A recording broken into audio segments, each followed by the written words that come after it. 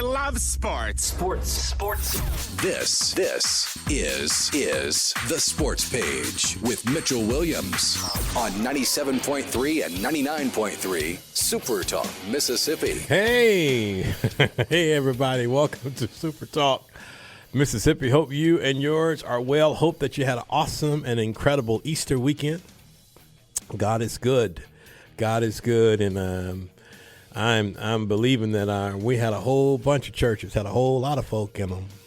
And we believe that a lot of folks got reacquainted to him who knew no sin. Thanks to all of our listeners on 97.3 and 99.3. Thank you to all of our listeners on SuperTalk Hattiesburg.com and SuperTalk If you're listening to us on the road, or if you are at your business, or if you're in your car, or if you're at the gym, thank you for listening to Super Talk Mississippi. We're going to be a little bit different this Monday after Easter, and we're going to talk about some things that a lot of people in sports are talking about, and then we're going to talk about maybe something new. So, and with us to help us with that is my good friend Dale McKee. Dale McKee, y'all a veteran writer and broadcaster, and man, he just has the annals of information and depths of wisdom. And wait a minute, slow down a little bit now. Bigger than that, he's just my friend. Hey, Dale, how you doing? I'm doing well. Yeah, Easter's always fun, Good Friday, and yeah, get to go to church on Good Friday, get to go to church on Easter Sunday. It's well worth it. It's well worth it. So, Dale, I mean, you have you've seen all these different seasons and stages of sports in Mississippi, and of course they continue to evolve. But y'all, everywhere I go, everyone, when we get into a conversation, someone, especially if you around your buddies that, you go to have coffee with, or at church with, or some of the men that you work with, or people that you work with, everybody's talking about NIL and transfer portal and all that stuff. And it's just a different kind of time. Someone made a comment that the teams that were playing basketball for the national championship had an average of $12.3 million. The championship game we played tonight, but just for the roster, just for basketball, and you only can have 15 spots. So Dale, give us some stuff on all of that. Where we are and where we're going, and is this sustainable? Well, I think the NIL really, when it came into being a few years ago, it really exposed what had already existed in some programs. And it might have leveled the playing field a little bit, but it also has widened the gap between certain programs. Yeah. You're talking about I was talking to one of our head coaches of one of the basketball teams, since we're in the Final Four weekend, and he was telling me that there was one school in our state that had to raise their own money for NIL, and what I mean, it was almost like a golf tournament here, a certain thing here. And his NIL deal was around $250,000 all he raised, and he was playing one of the other teams from Mississippi who had a $5 million payroll. Yes, sir. But that doesn't guarantee you wins. I mean, that's the problem, It doesn't guarantee you wins, And so, the old saying when we grew up was, money makes the world go around. And college athletics, it has certainly changed the game, the nature of the game. They've lost probably some fans from it, and but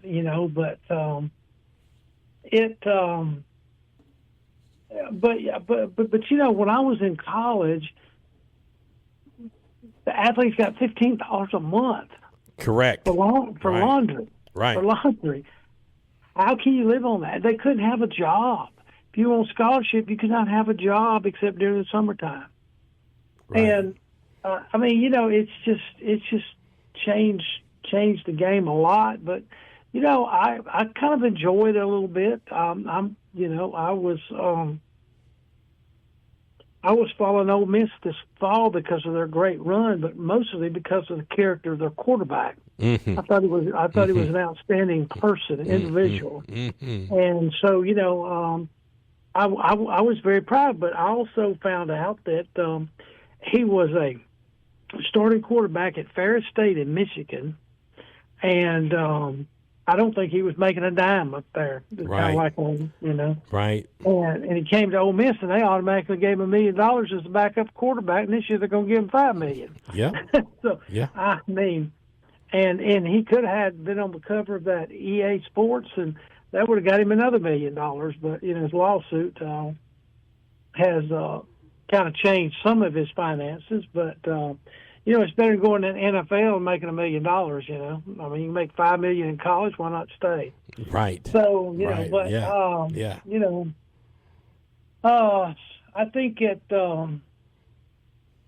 I think it's coming out of it a little bit. I'm anxious to see how many of these basketball players stay at certain schools. Because basketball team has to be probably a little bit more developed than a football team. I know football team has a lot of positions to fill, and you can only, I think in college football right now, the colleges are doing like the NFL. So who the NFL really pay? They play the quarterback, they play the wide receivers, and they play the defensive ends, or rushers, tackles. That's who they're paying. And I'm sure it's mostly the same way in the college ranks. I know when Lane Kiffin left to go to LSU this fall, that somehow all of the NIL deals for Ole Miss were released.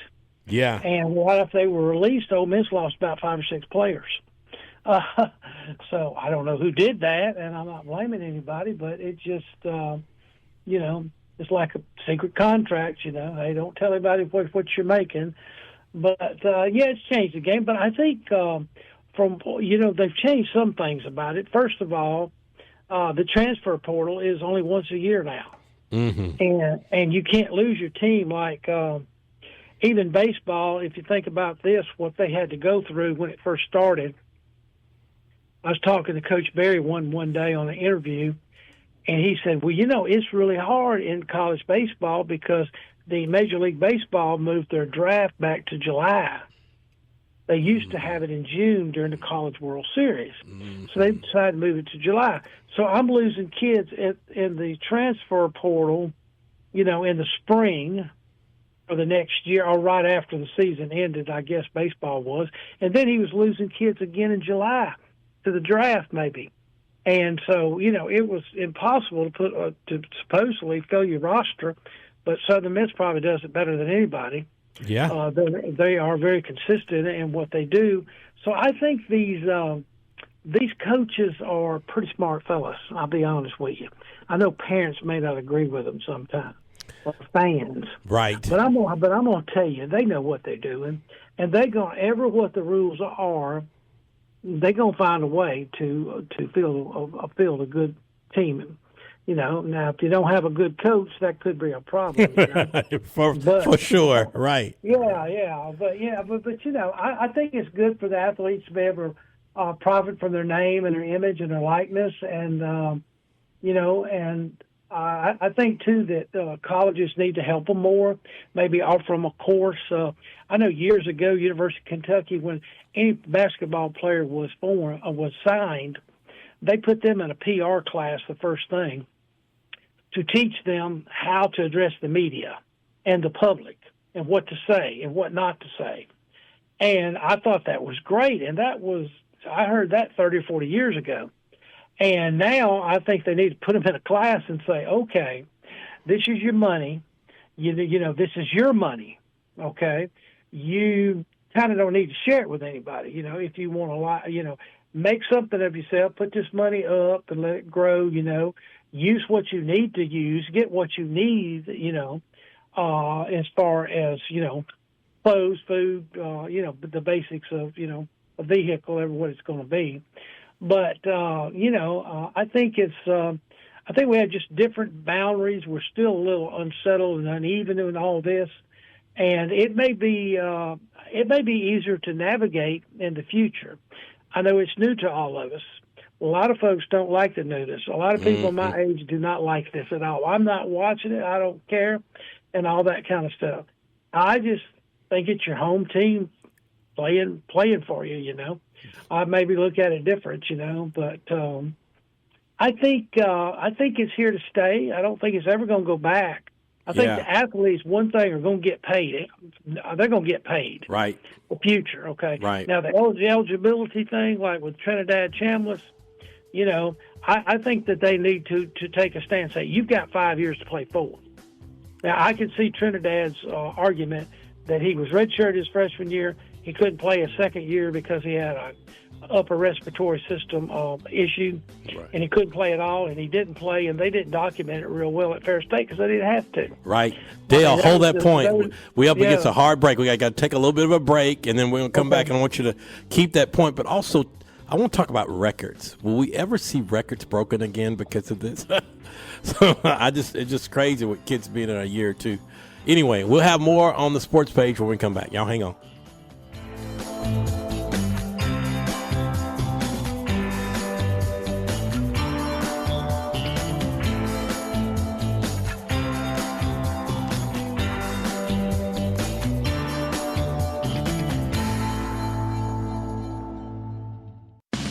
This is The Sports Page with Mitchell Williams on 97.3 and 99.3 SuperTalk, Mississippi. Yeah, we are back with Dale McKee, veteran broadcaster and veteran writer. Y'all, man, Dale's got so much information. And if you missed the first segment, doggone it, you missed a whole lot of information. And we got some more coming. And Dale, you were talking about Trinidad at Fair State and really just a picture of all of this transitioning as it relates to the transfer portal and also, this NIL. Yeah, I just I think, I'm not for all of them. And since he's playing for a Mississippi school, I'm all for him. I'm sure the other schools that have to play him are probably not all for him. I did talk to an Alabama sports writer last week, and, he was telling me, he said, I think he's got a legitimate gripe, as far as the eligibility thing. But I think the eligibility thing has to be addressed, and maybe the schedule of when you can transfer and not. Should you be telling your coach, like the Ole Miss backup quarterback this year, the Simmons kid, he announced while Ole Miss was getting into the playoffs that he was going to transfer, but he stayed. Yeah, and they let him stay, which I thought was good for both, right, as far as that goes, because they were planning on having Trinidad back for another year, so they could understand him wanting some playing time, and I understand that. But I just think they get the eligibility thing done and a schedule, kind of like the NFL. You don't need any tampering. You don't need to have Ole Miss calling over at a Clemson still on linebacker 3 days after school started. Right. You just don't need to be doing some stuff like that. I mean, there should be some rules and some punishment for those that just don't follow the rules. Rules are made to be followed. The speed limit's out there for a reason. Y'all are listening to Dale McKee, and we've been talking about this NIL and transfer portal, and of course, I think.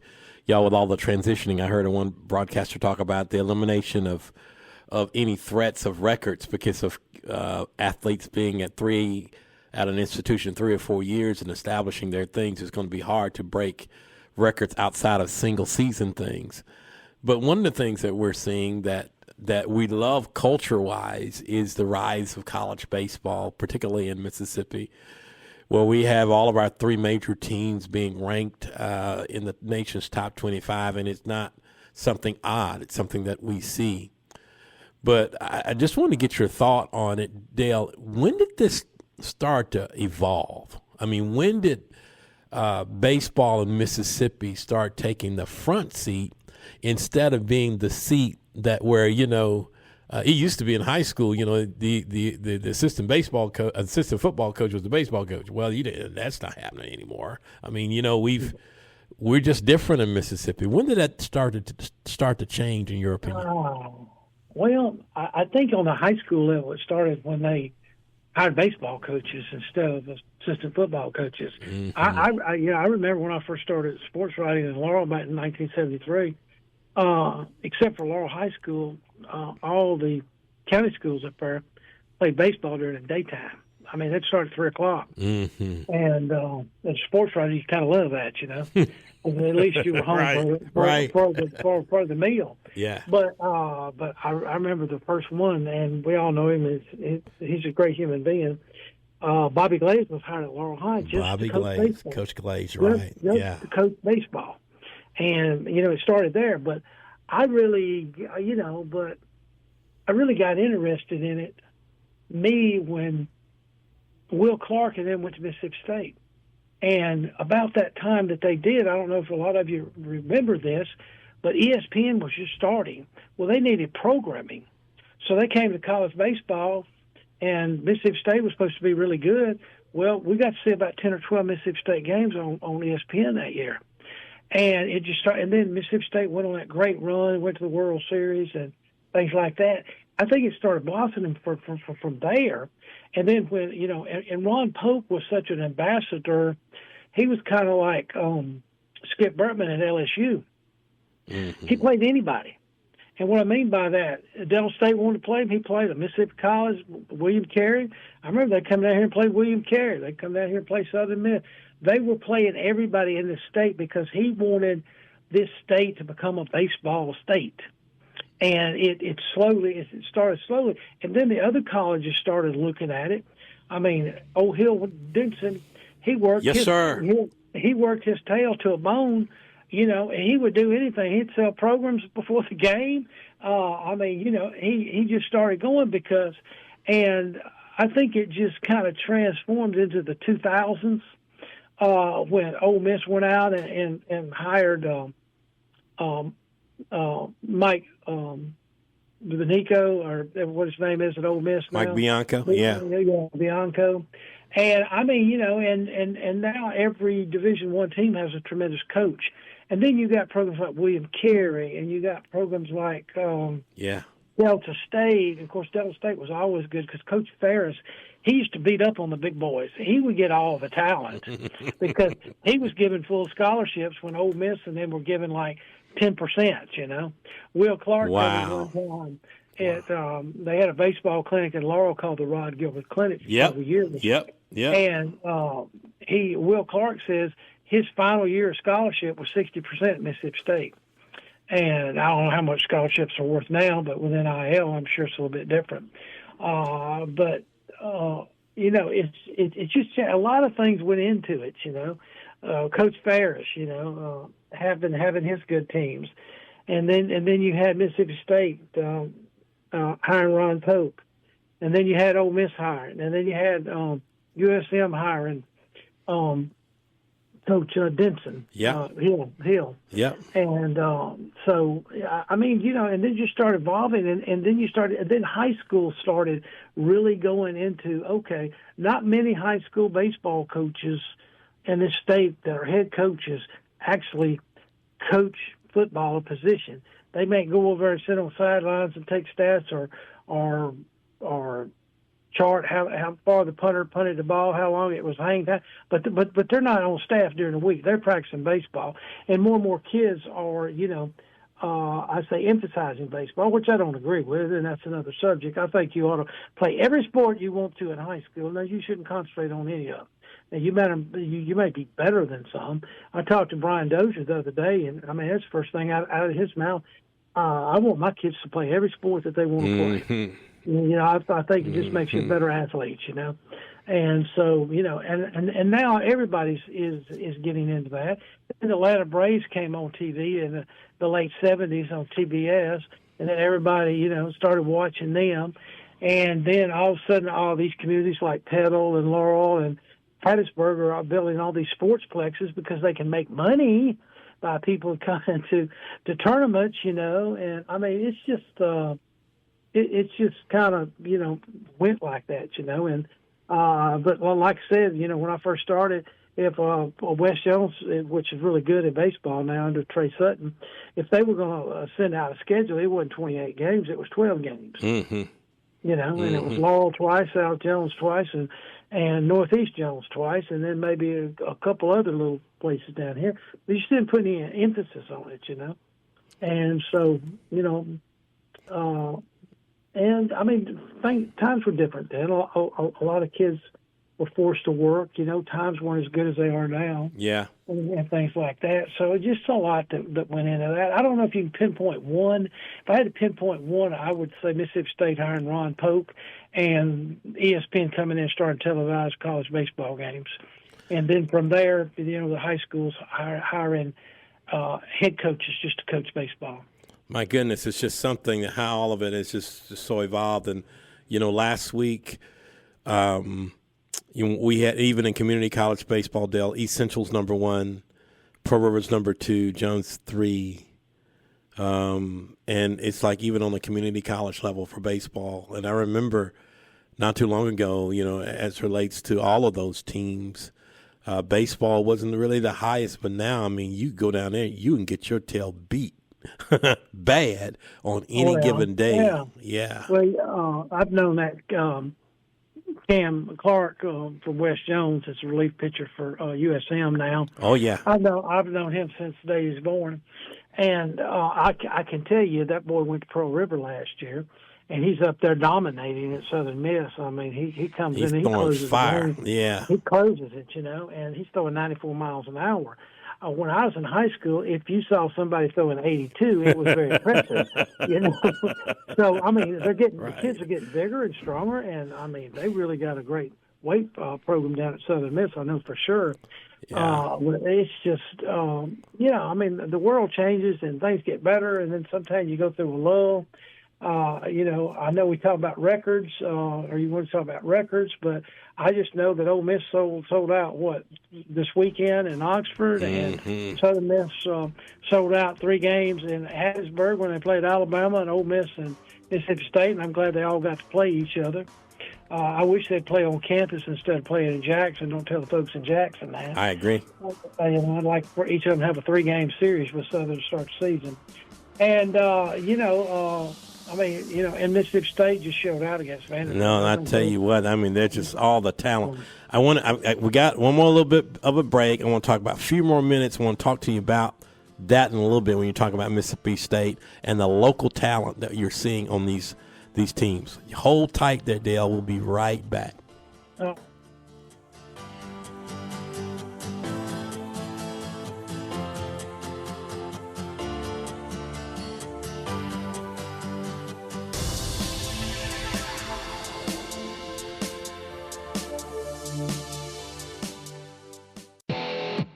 This is the Sports Page with Mitchell Williams on 97.3 and 99.3 Super Talk, Mississippi.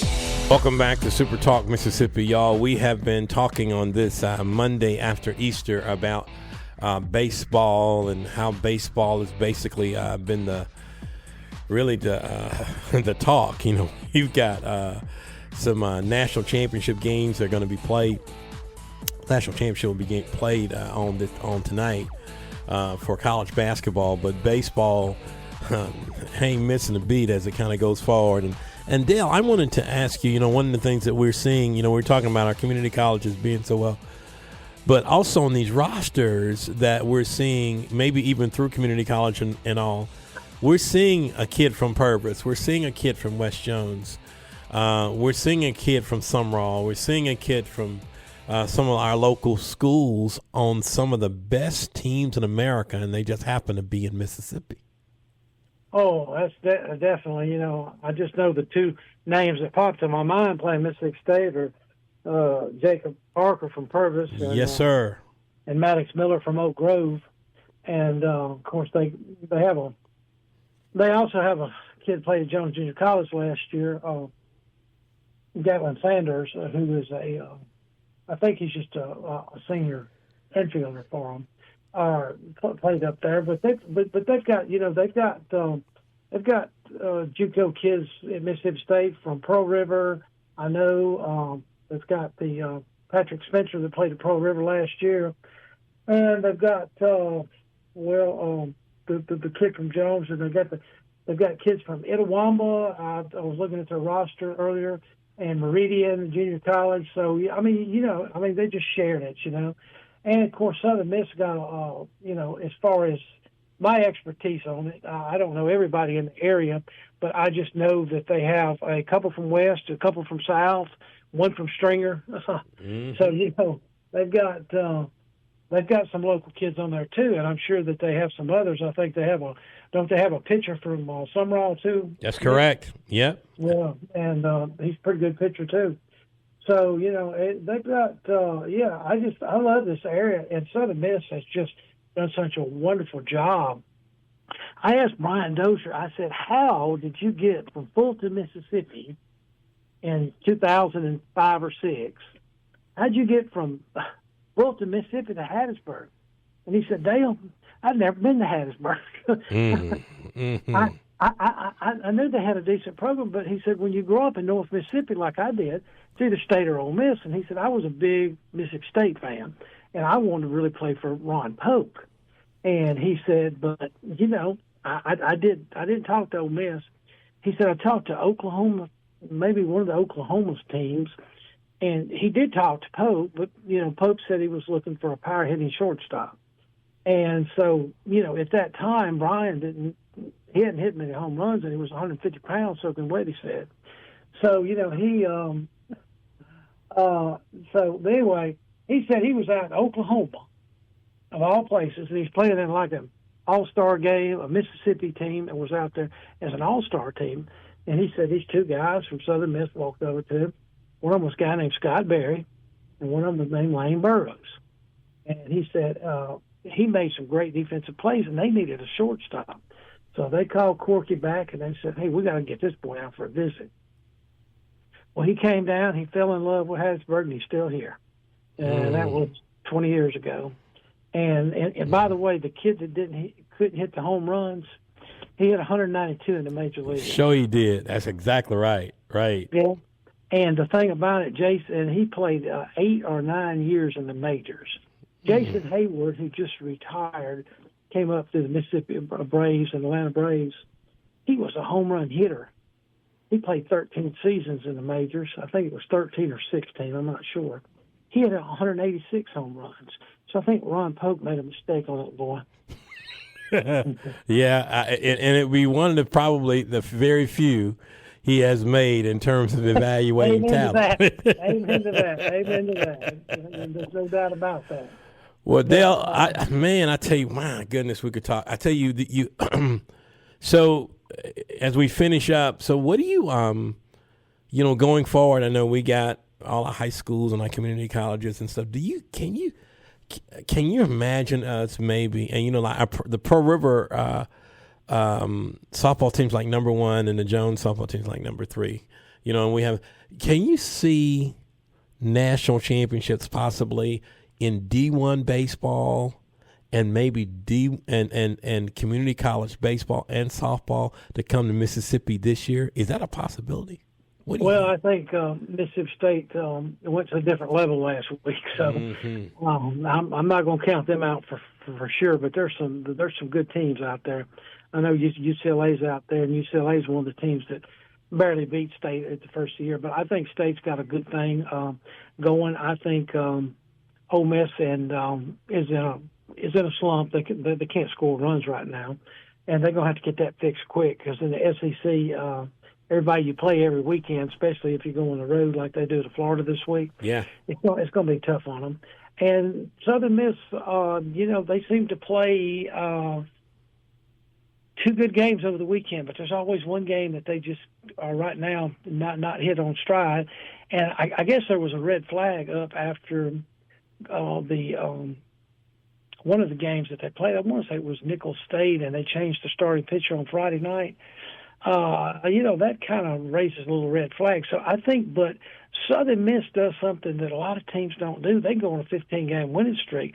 I mean, they've done it here in the past few years. They'll just sweep everybody. So I'm just saying that right now, I think that they're going to have to beat Troy and Louisiana Lafayette and Arkansas State. Well, they already played Troy and Arkansas State, so they got Louisiana Lafayette in a couple weeks after this road trip to Old Dominion. They come back and play them. Those are the toughest Sun Belt teams that they'll play in a regular season because they don't play Coastal Carolina. So they won't meet until the tournament. It's sometime. Hopefully they will meet then. So Southern Miss has got a chance if they can work it out and survive these next two weeks, which they should be able to, win 4 or 5 games. Then I think the rest they're going to be tough down the stretch. I think their schedule favors them, and I think that it'll be State 1. Southern Miss 2, and I think that Ole Miss will be 3 as far as those three teams. Now, will Ole Miss do it? Well, they better get off their hunchos because they're 13th right now in the standings. But they can get hot and go sweep a series or win 4 or 5 games in a couple of weeks, and you can move up in the SEC because everybody's going. It's just going to be like football. When you play 9 football games, and then you got like Ole Miss is going to play a Louisville this year, and Mississippi State played like a Arizona State last year or something like that. You got to have 10 tough games next year. Crazy. So you're going to have to get after it. Yeah, you're going to have to get after it. So, but I know we're talking about baseball, but that's kind of the way it is. Yeah. You know, I think Southern Miss is going to be in a good position before it's over. Well, I'm so excited about just getting into really kind of the season where baseball owns it. You know, the college-based basketball season is over with. You know, you got spring football and you got the draft and all these kinds of things are coming up in the days to come, everybody. But, you know, the smell of bacon, so to speak, I say, in the kitchen is nothing like it is around the sport of baseball, both on the prep, the community college, and the collegiate level, and man, we're excited about that. Dale, man, thank you for. Hey, can I say one thing? Sure, absolutely. Go ahead. I really appreciate your show and what you do, but I got to have a shout out to one of my buddies down there in Hattiesburg. Shout out on his retirement, Steve Knight, one of the nicest guys. Oh my goodness, yeah. You know, I just want to shout it out. I hope he's listening tonight. Well, I don't think we're gonna see nobody like Coach Knight again, Dale. Do you think? Ain't nobody ain't nobody like him, man. Ain't nobody like him. I can't see somebody staying at a small school. I'm shocked that some of the larger schools didn't ever come after him. But for 44 years at one school. Yeah, 44 and won more basketball games. You know how I've been married 46, Mitch. That's a long time, 44. Yes, sir. That is a long time. Absolutely, it is. And that's a lot of young people. That's a lot of impact on that's generations and generations and generations. In fact, I was talking to one of his players who's a local basketball coach about we're doing something this summer for him. I don't know what it's going to look like. It's just getting everybody in together. We're going to get some sweet tea and get some food, sit down and just talk and listen. And I can't wait because he's and, you know, you want to give flowers to folks that you know, while you can still do it. And Coach Knight is the bomb, man. Thank you for doing that, Dale. Thank you for doing that. And I'm sure Coach will be listening. All right, Dale, let's catch up real soon, brother. Thank you so much. Always enjoy it, Mitch. Absolutely. Dale McKee, y'all, veteran broadcaster and sportscaster, and we're so grateful to have him be with us. He's just been awesome. And, you know, we talked about, y'all, the NIL, and we talked about the transfer portal. We talked about baseball and how baseball is in Mississippi. And, you know, even though Ole Miss was in the national championship rounds this past year, and, of course, we've seen some great teams from our Eagles here. You know, it wasn't too long ago, y'all, that we were in the nation's top 20 for football. Yeah. And we, in fact, this past year in football, y'all, we were one win away from winning a division title for the first time in 10 years. Yeah. Yeah, football. Yeah, we love football here. And it's nothing like Friday nights for high school football here. I don't think anything will beat that. Of course, I'm biased on that because of covering it for 27 years, what Friday nights were. And we're having relationships now with people that will last more than my lifetime. Kids that we cover now that are coaches and principals and from all over the place. And then, but baseball is just that. And I think we need to give the proper kudos to Dixie Youth Baseball, Dixie Boys Baseball, Bull Doliac, all of the folks locally that with the Dixie Youth Organization, the Little League over there at Damer Park over there that keeps it going and keeps it going and keeps it going. And they get those kids and fall in love with the game of baseball. Mm-hmm. Thank God for youth baseball in Mississippi. When we come back, we'll cross the T and dot the I and get ready for the rest of the week. The sports page continues in just a moment.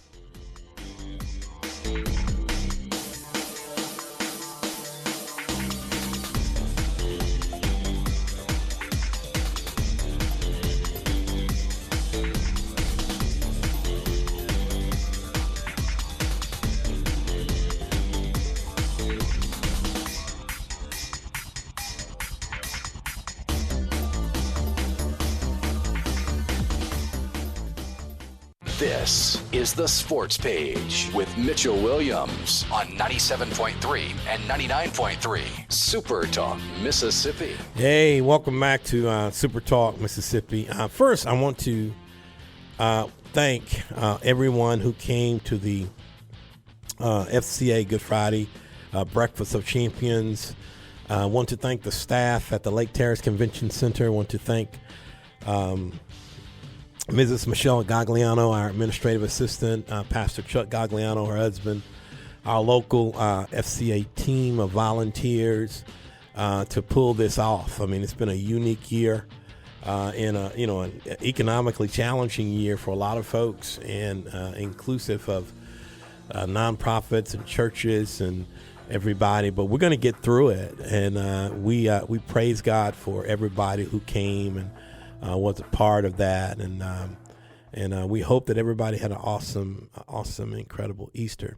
Don't forget now on May 4th, on Monday, May 4th, we'll have the Bobby Myrick FCA Golf Classic. It will be the 14th one, and it'll be at the Hattiesburg Country Club. We'll play two flights at 8, and then we'll tee off again right after lunch. It is a 4-man scramble, and we're excited about it. Let's see, how are we? I think we don't have half the field yet. I don't think. We probably are close or a little bit over. I have to go back and look at it, but usually we'll have breakfast for everybody, and then we'll have sausage dogs on the turn. Thanks to Polk Sausage folks over there, and they help us every year. And then we will have lunch for everybody, and then of course there'll be snacks and drinks all the way through the tournament. Of course, it's nothing alcoholic. Can't have that out there. Not an FCA golf tournament, but we're going to have a good time. So you want more information about it, go to southeastmsfca.org, southeastmsfca.org, then click on events. And then if you do that, then you'll see where the Bobby Myrick Golf Classic, and if you want to get a team, and where you can help us the most, if you have a business or an organization, and get a whole sponsor. We put them signs out there, and we played last year? 45 teams last year, I think. So you do that times 4. That's 180 golfers of businessmen, pastors, coaches, community folks that will be able to see your sign. But that's the way how you can help us. And we have a goal of getting 80 whole sponsors, and we'd love to have you. And that's corporate sponsorship. You'll get a whole sponsorship as well if you get a foursome. So you can go there to the information and on May 4th and play golf with us morning or afternoon. And we're in prayer already for a really awesome and beautiful day, the first day of the week. And we've not played on a Monday before, and we were wondering how that would look like. But man, it's been good. in terms of the reception. We've been around for 14 years, and simple golf tournament, and everybody come out and come play, and it's just fellowship that everybody looks forward to. So just got a little something for everybody as we get ready for the rest of the week. And you know, man, it's sometimes, you know, you have challenges, but I think oftentimes it always comes down to really our attitude, right? The right attitude always comes first. You know, we were talking about this particular scripture in a huddle recently when it said that then Caleb quieted the people before Moses and say, let's go up at once and take possession, for we are well able to overcome it. But the men who had gone up with him said, we are not able to go up against the people, for they are stronger than we. Wow. And just the differences between two opinions. That's Numbers 13, verses 30 and 31. You know, being successful oftentimes, you know, comes down to really our attitude. And just a few things to remember. Our attitude determines our approach, right? If we're already negative the possibilities of doing what we need to do may not yield the result we want, right? Our attitude determines our relationships with people. That's absolutely. You find someone that has really rich, often awesome, good relationships. And I didn't learn that, y'all, often until I got a pretty mature man. And you keep your circles really, really small, and those relationships, man. Yeah, it determines your attitude. Does determine your relationship with people. And then your attitude is the beginning of a task that will affect someone, and it'll also affect an outcome. It's the start of it, right? Our attitude determines our approach. Our attitude determines our relationships. Our attitude is the beginning of a task that will affect the outcome, folks. And it's the only difference, our attitude, between success and failure.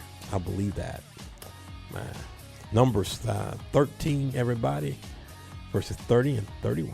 Well, thanks to everybody who came to the Good Friday Breakfast of Champions. Go to southeastmsfca.org to learn more about golf on May 4th. From all of us to all of you, we hope that you have an awesome and incredible week. We hope to talk to you same time, same place next week, everybody. Take care. God bless.